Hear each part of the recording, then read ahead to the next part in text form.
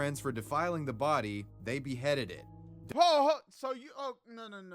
First, the dog got killed by a truck. All right, hit by a truck. You tried to take it to the vet. You couldn't save it. You took the dog back. All right, your friends beheaded the dog. This is a lot. I don't believe it. We got furry freaks, the internet's most notorious furries. Oh man, let's get it. One of the most notorious. Hey, I'm going to the furries convention in Atlanta.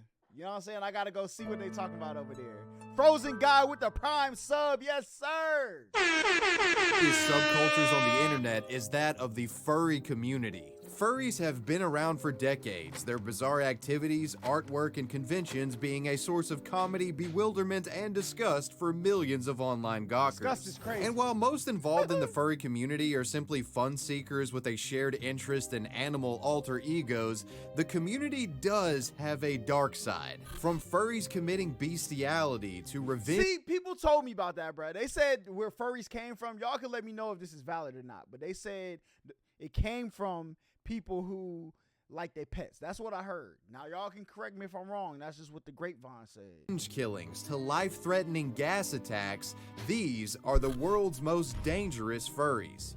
Nah, this is crazy. I want to give a big thanks to Warby Parker for sponsoring today. Shout out Warby Parker, link in the bio. You done, buddy. Our first story involves a bioterrorism attack that occurred at a furry convention back in 2014.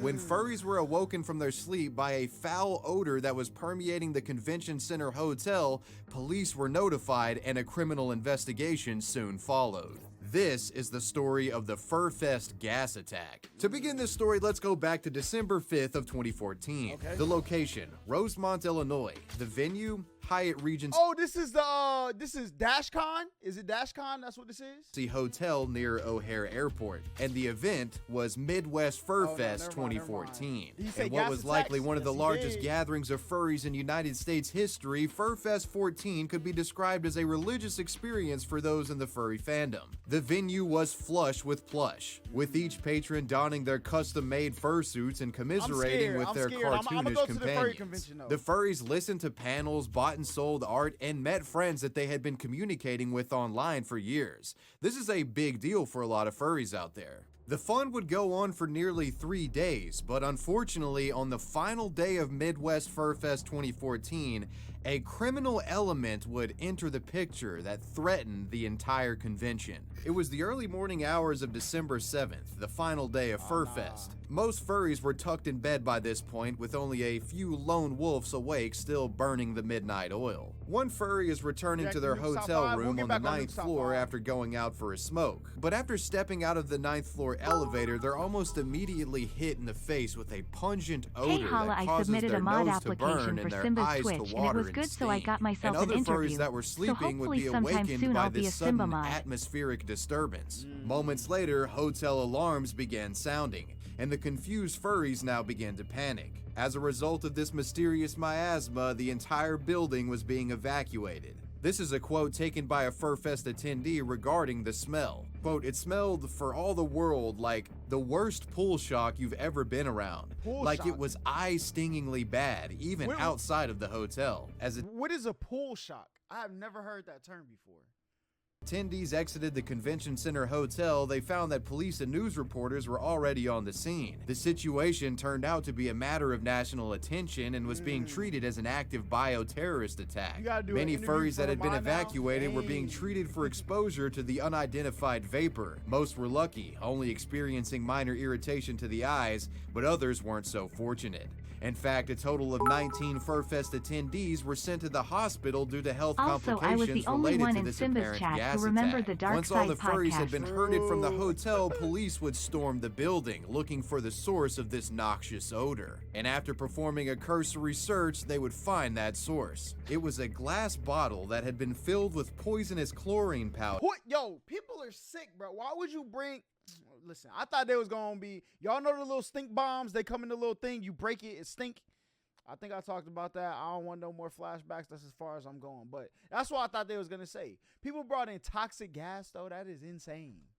Someone had intentionally shattered this chlorine container just outside of the 9th floor stairway exit, causing dangerous chlorine gas to fill various areas of the hotel. First responders reported that the average gas measured resulted in 1.4 parts per million. According to the National Library of Medicine, 1 to 3 parts per million results in mild mucous membrane irritation that can usually be tolerated for about an hour. However, it's thought that the chlorine concentration could have been even higher in areas closer to the chlorine source on the 9th floor. Law enforcement considered this act intentional and would open a criminal investigation into the matter and started searching for potential suspects. Bro, how can it not be intentional? It is poison gas. What did you bring this here for?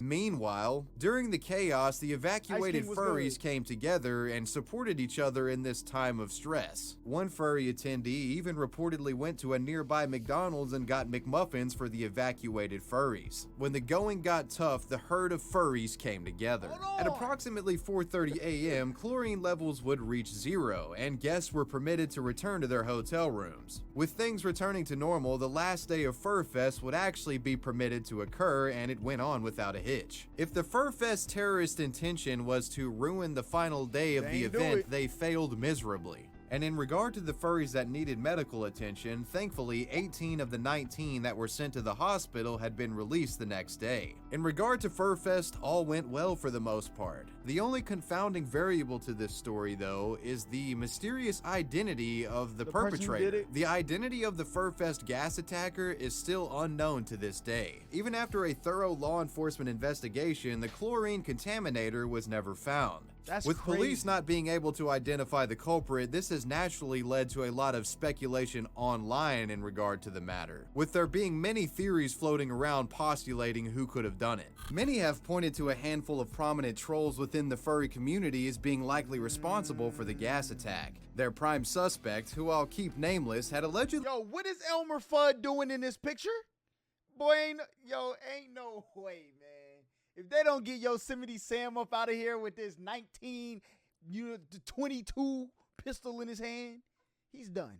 He brought a firearm to a prior furry convention, and some community members have alleged that this man once claimed responsibility for the attack itself. But even if that's true, these are only circumstantial leads. No real direct evidence has ever surfaced connecting this person to the biohazard contamination. And in all reality, it's very likely that any troll claiming responsibility for the crime had nothing to do with it, and they're likely just trying to bait reactions from the furry community members. Whatever the case, the FurFest gas attacker is still at large, and only time will tell if this mysterious individual faces justice for their crime.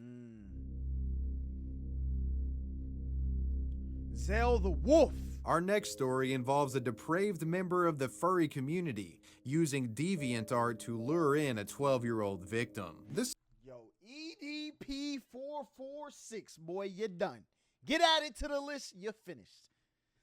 Man, ain't no, bro. The story begins with 21-year-old Mesa, Arizona man Aaron Usury. Usury could be described as an internet-addicted loner and spent most of his days in front of a computer screen. A self-described artist and furry community member, Aaron was a regular visitor of a variety of furry fandom forums, but his favorite website in particular was none other than DeviantArt.com. Under his furry pseudonym Zell the Wolf, Aaron posted to the site frequently, sharing his furry artwork to the message board on a regular basis. Aaron's artwork was crude, derivative, and oftentimes contained sexual themes, with many of his drawings portraying his Zell character romantic. Bro, look how, okay, I might be, you know what I'm saying, but Zell and Lupa down here, this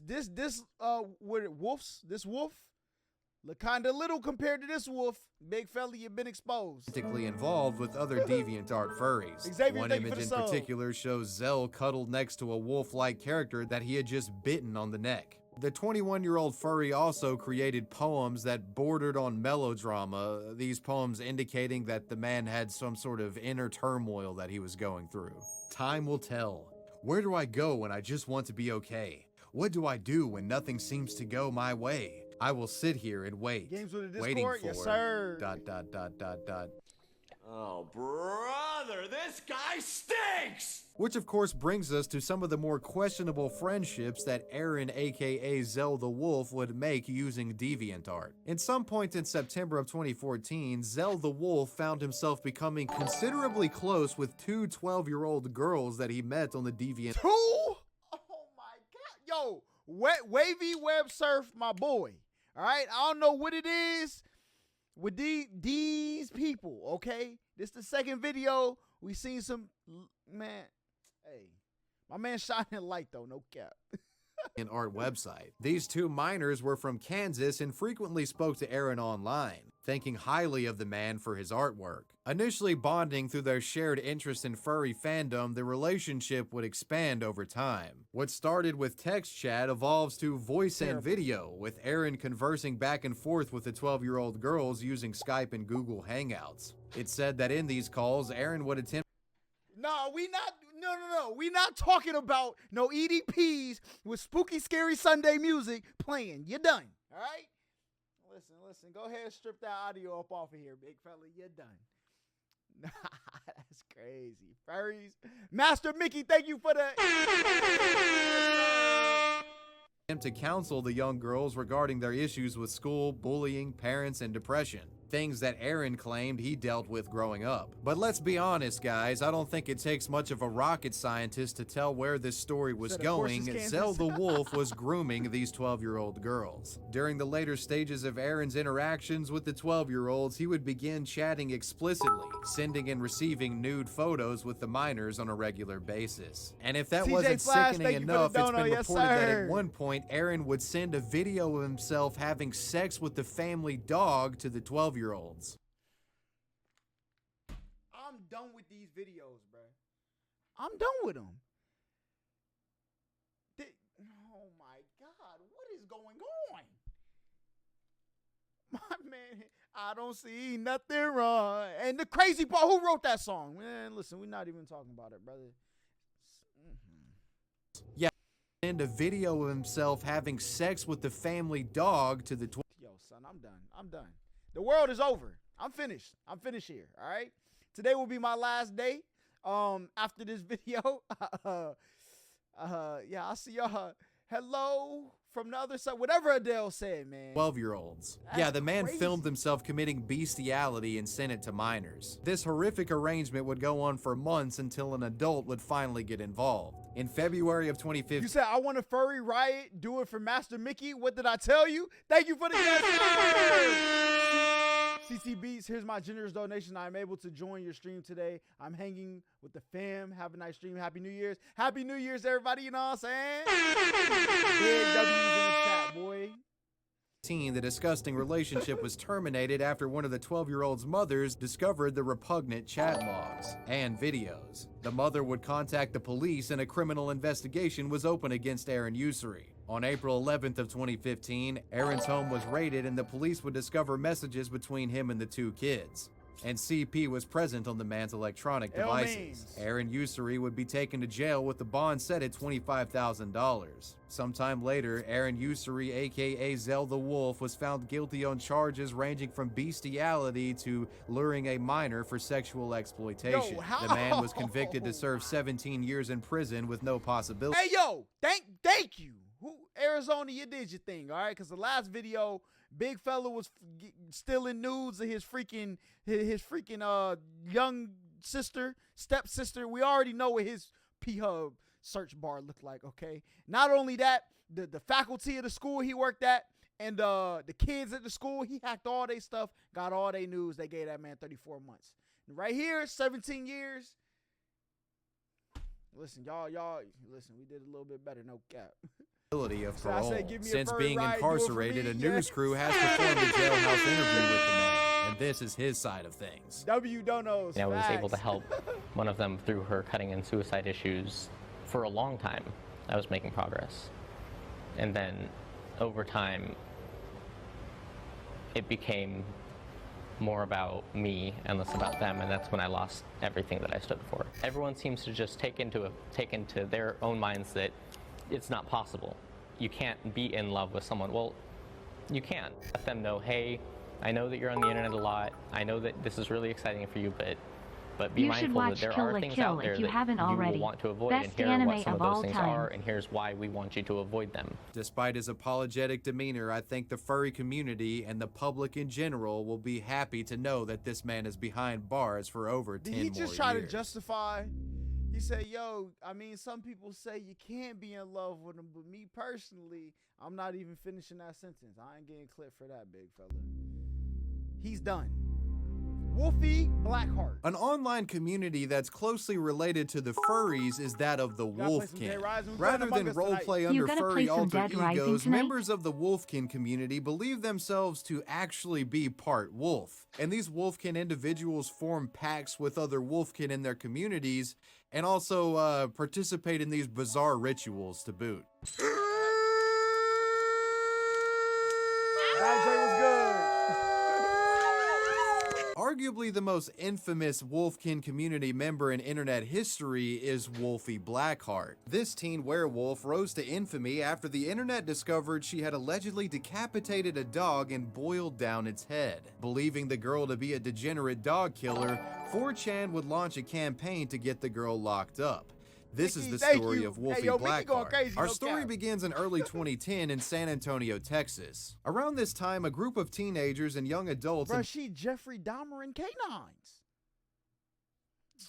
Yo, what is this?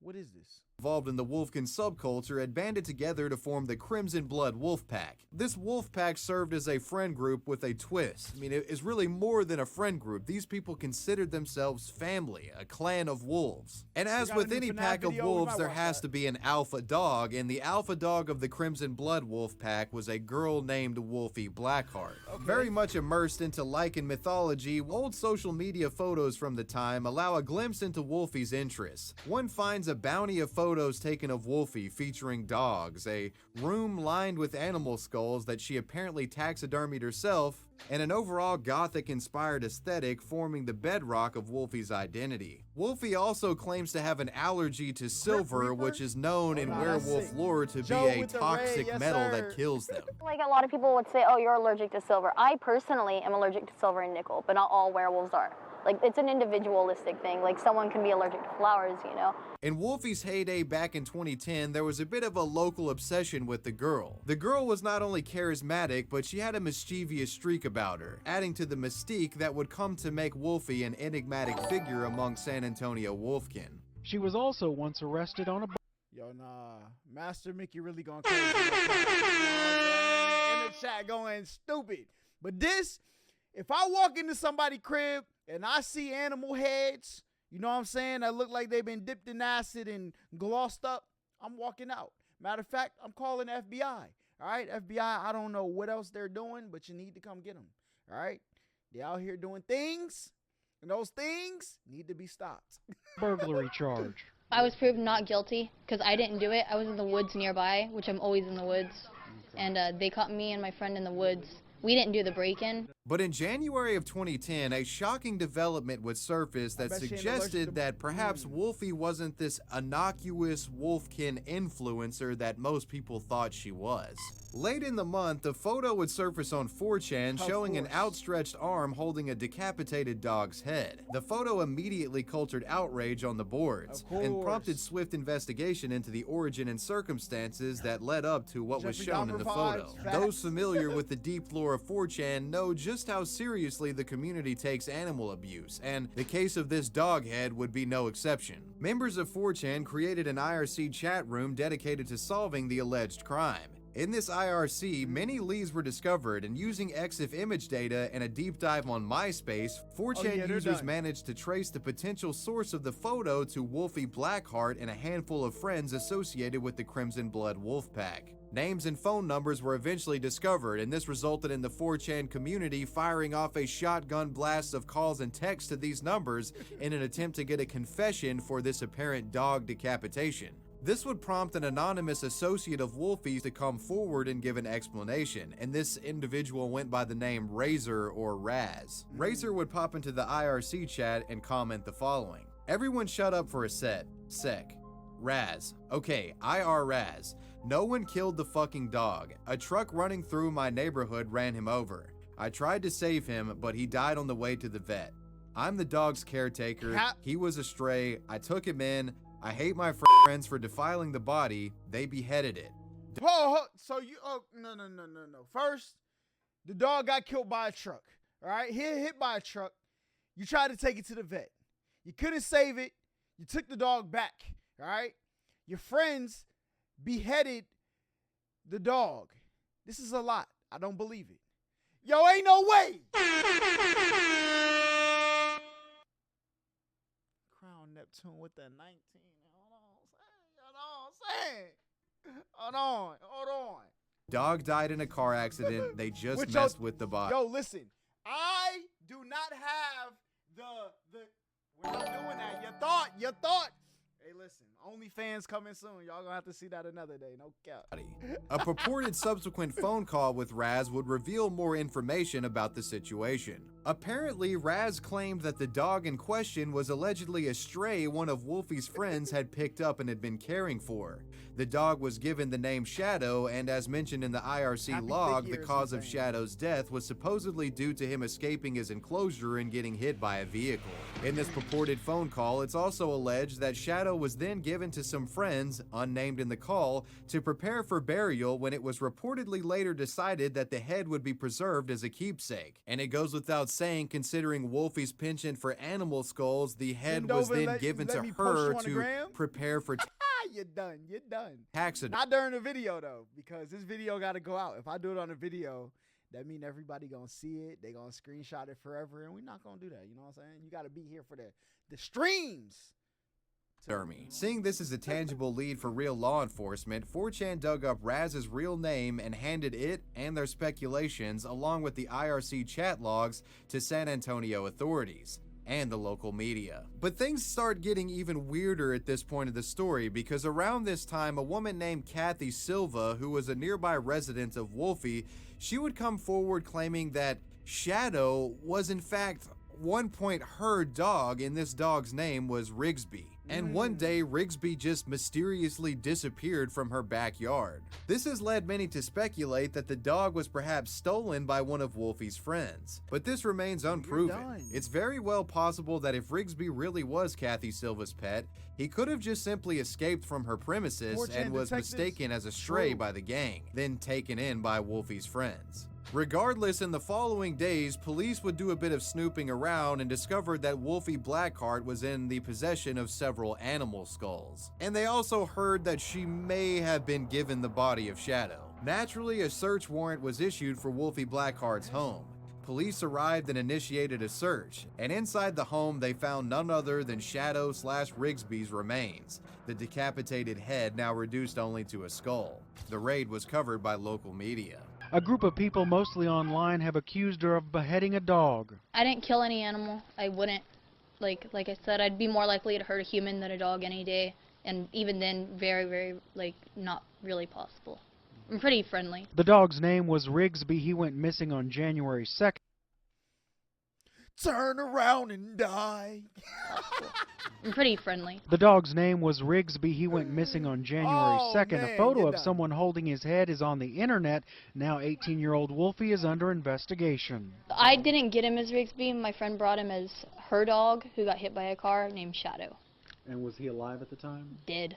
He was kind of stiff. Wolfie claims she's done nothing illegal. She says there's a group of people harassing her. They've even hacked into her personal accounts online. Now you have to ask yourself, was Wolfie going to be getting in any trouble for this? If the police could determine that the gang killed the dog just for the sake of taxidermying its head, absolutely. Right to jail, right away. But if the story about the dog getting hit by a car and the owner simply wanted Wolfie to preserve the skull, that's a little bit of a different situation, you know what I mean? Wolfie has gone on record several times telling her side of the story, claiming that she did indeed decapitate the dog's head, but only did so after it was dead as to taxidermy Shadow's skull for the current owner, who was apparently a fellow wolfkin as a spiritual keepsake. I had got accused of killing and beheading a dog. I did behead him. I didn't kill him. He was my friend. His name was Shadow.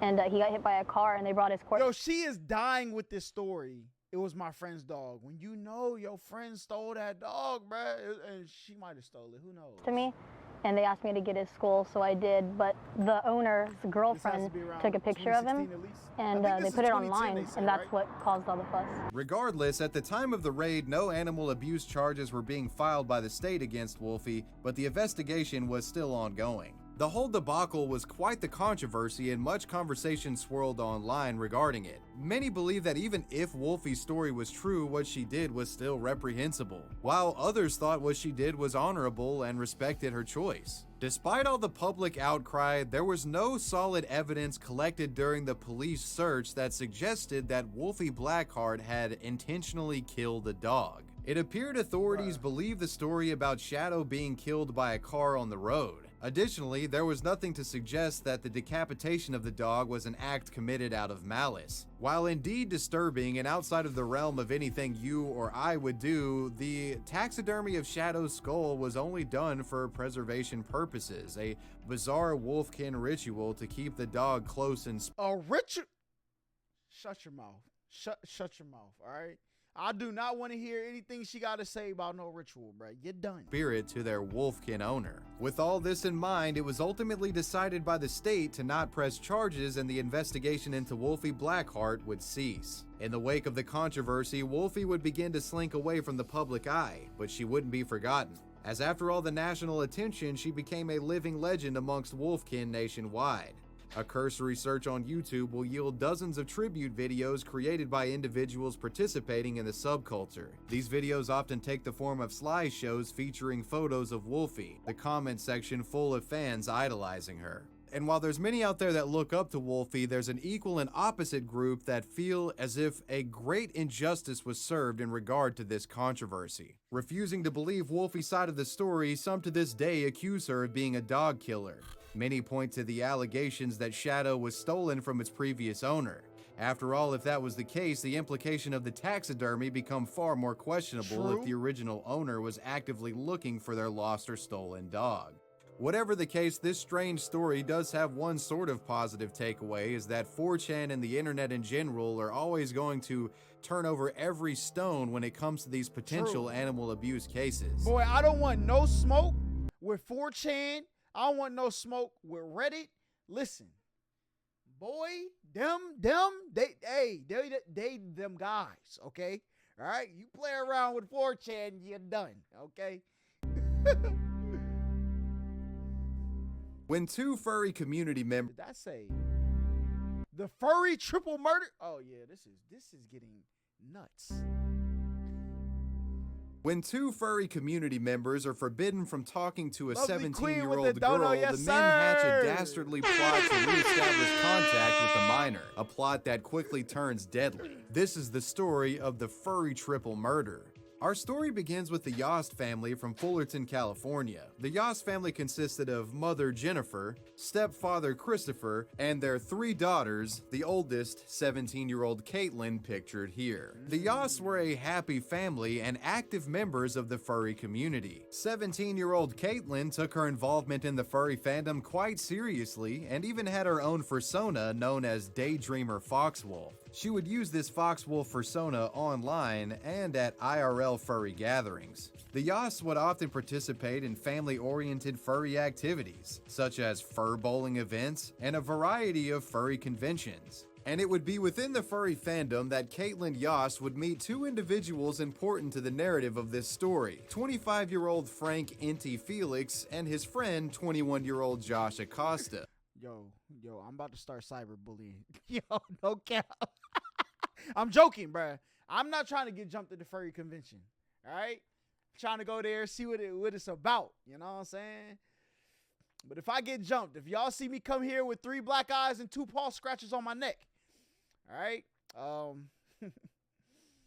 We got to spin Both back. of these men were linked to the community, with Frank Felix reportedly being a regular attendee of furry cons. While the exact circumstances of how the three met are unclear, Frank, Josh, and Caitlin would form a friendship. Frank in particular got close to the 17-year-old, so much so that furry community members often suggested that something inappropriate may have been going on behind the scenes. The thought being that perhaps Caitlin was being groomed by these older men. Caitlin's interaction with these two men would go on for some time, but eventually the relationship between Felix Acosta and Caitlin would come to a close after Caitlin's mother, Jennifer, seeing how close her daughter had gotten to these grown men, decided to step in, compelling the men to no longer contact the girl. But this wouldn't be the last the family would see of Frank Felix and Josh Acosta, as the two men would make a grisly return to the Yost family in the near future. In the early morning hours of September 24th of 2016, Fullerton, California 911 dispatch receives a phone call from a young girl claiming that an unknown man had broken into her home and killed her mom and dad.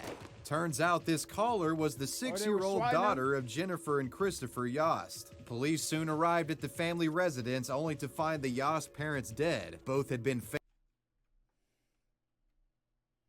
Turns out this caller was the 6-year-old daughter of Jennifer and Christopher Yost. Police soon arrived at the family residence only to find the Yost parents dead. Both had been fatally shot point blank. For a 17-year-old, get them out of here. Listen, under the jail they go. Ladies and gentlemen, they're done. While sleeping. Additionally, a visiting family friend named Arthur Boucher had also been killed during this apparent home invasion. And curiously, Caitlin was nowhere to be found. Police would open a criminal investigation into the matter, and it wouldn't be long until they discovered the controversy that occurred between Caitlin, Felix, and Acosta. Naturally, the two men would become prime suspects, considering the recent falling out. The two were heavily questioned by authorities, and the truth would eventually surface. Frank Felix and Josh Acosta were both linked to the killings, with Felix allegedly escorting Josh to the Yost home in a truck, and Acosta entering the home and killing the family with a shotgun. Both were hit with a slew of homicide charges. Now, in regard to the motive behind the killings, you might think it's pretty self-explanatory. The two guys got pissed off at the family for the parents cutting Caitlin off from them. But court proceedings would reveal the situation was far more complex. During the trial, Josh Acosta's defense made a number of disturbing accusations regarding Caitlin and the Yost family. Acosta claimed that the 17-year-old girl had convinced Felix and himself to kill her parents, accusing the family of multiple forms of child abuse. During the trial, Caitlin herself was granted a... There's no way this man tried to get his lawyer toward the court. Listen, really, she wanted me to rescue her. I'm low-key Superman. You should let me off. There's no way he went to the court and said that. Oh, my God. Community and would testify, alleging that she had been molested by her stepfather and confided this information in Frank Felix. And according to Caitlin, Felix would use this information as blackmail to sleep with the 17-year-old girl. However, eventually it appears that the girl no longer cared to preserve her family relationship and decided to run away from home, asking Josh Acosta and Frank Felix with help in doing so. And according to Caitlin, that's when Frank Felix and Josh Acosta come to pick her up so she can run away from home. But I guess, in the moment, one of the men decide the best thing to do is to go in the house and just kill the family to get him out of the picture, to make the situation easy for them, I guess. Josh Acosta's defense team would blame Caitlin for the killings, saying, quote, "I know she is not on trial, but she is the villain."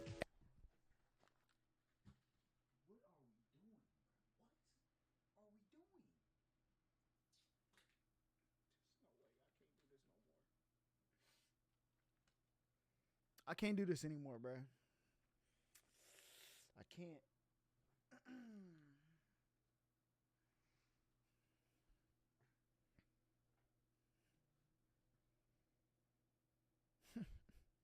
And the finger that pulled the trigger that killed her parents belonged to Katie. The defense would claim that Josh and the finger that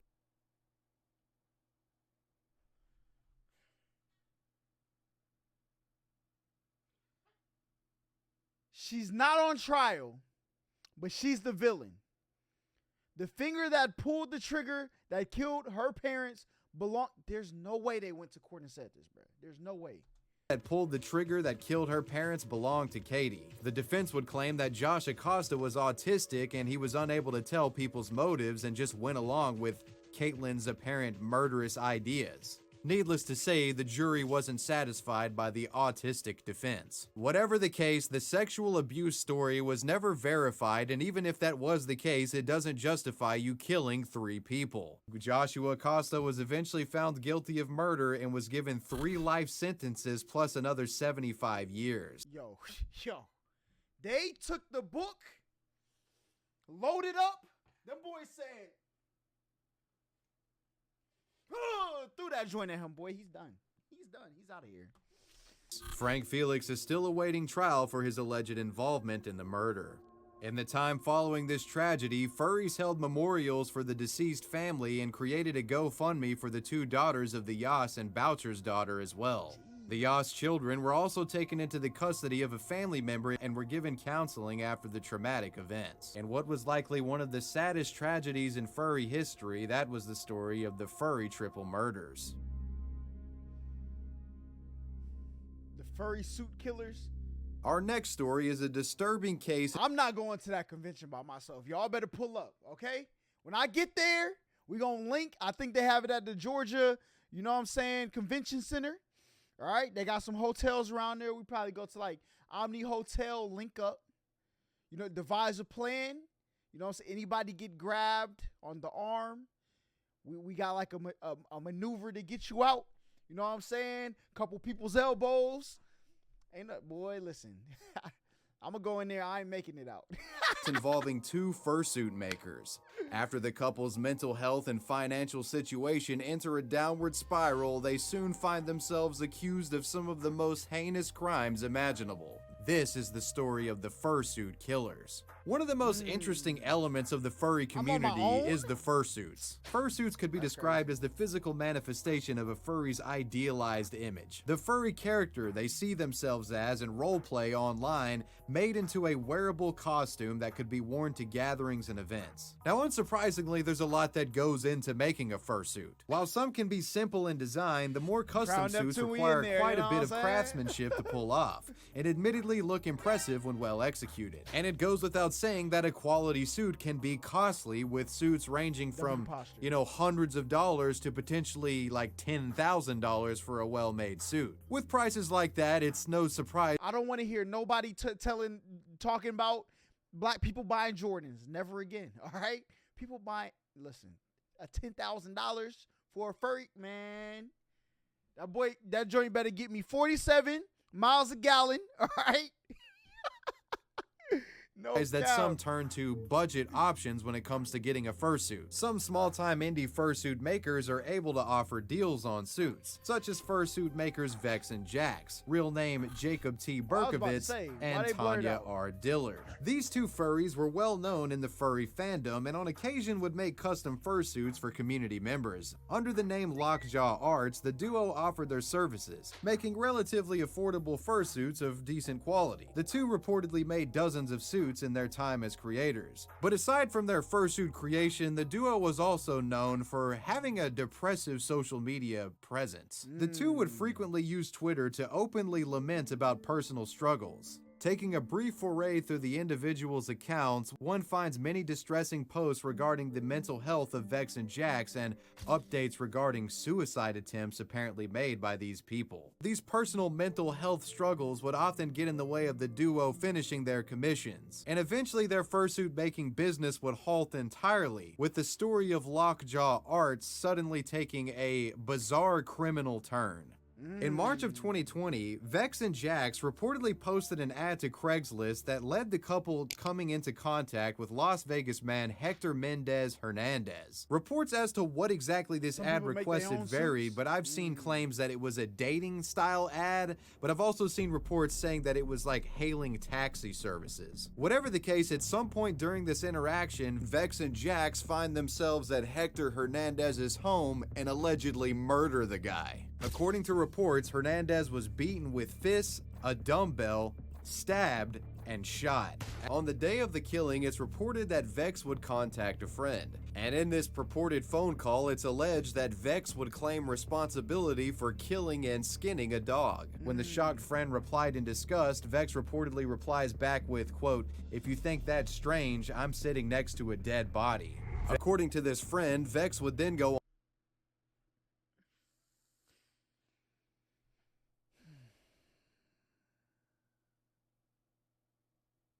These are just things I never thought of in life. I never sat down like, yo, let me body this dog real quick, this squirrel, this rabbit, deer, whatever it is. Never thought of it, okay? And didn't do it. I'm going to tell somebody like, yo, guess what I did, bro? You know what I'm saying? I killed my dog. You think that's crazy? FaceTime me right now. Hey, yo, you see Spot? Look at Spot down there. Ain't no way.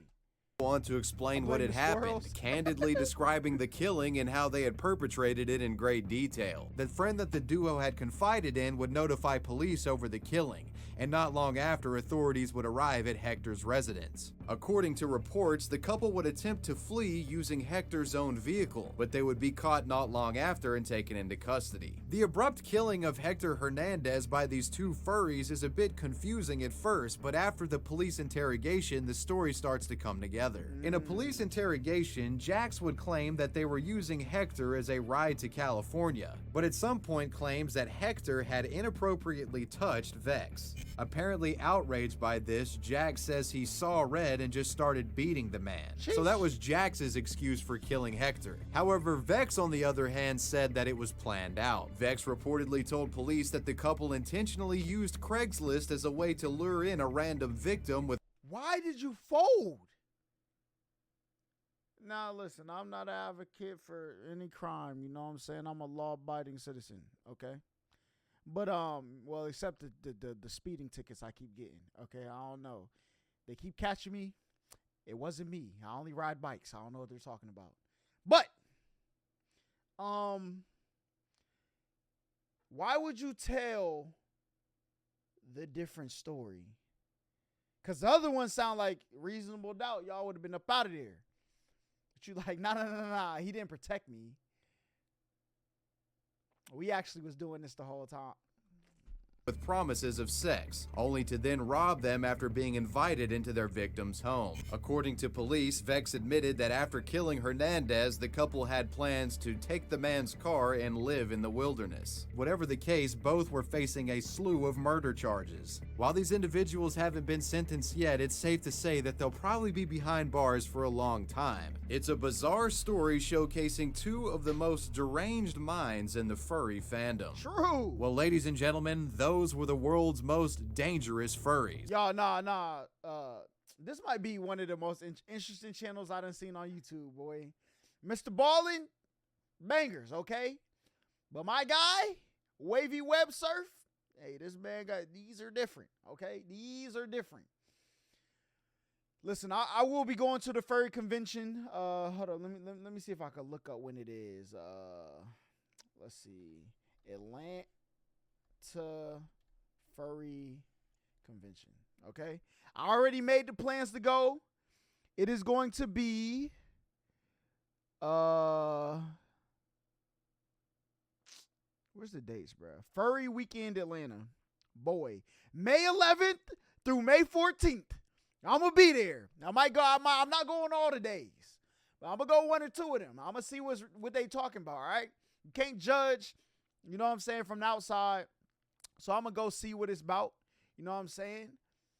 And y'all pray for me. All right, I made a couple furry jokes and cringe comps. If I get jumped, okay, I'm gonna try to fight my way out of there. No cap. But man.